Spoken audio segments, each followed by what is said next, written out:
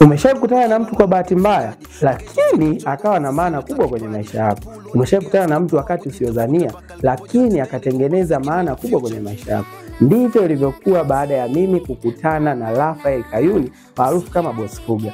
Alikuwa zaidi ya rafiki lakini alikuwa zaidi ya mdhamini. Akaenda mbali akawa zaidi ya ndugu. Alitusupport kwenye vitu vingi. Kumbuka tuna timu ya mpira, tuna nguo, tunahitaji wasanii, tunahitaji branding.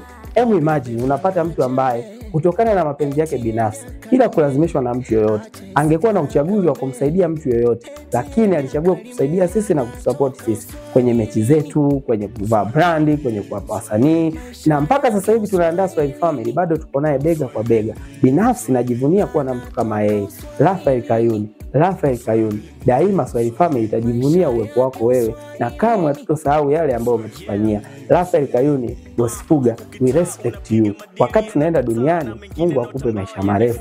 Swahili Family to the world.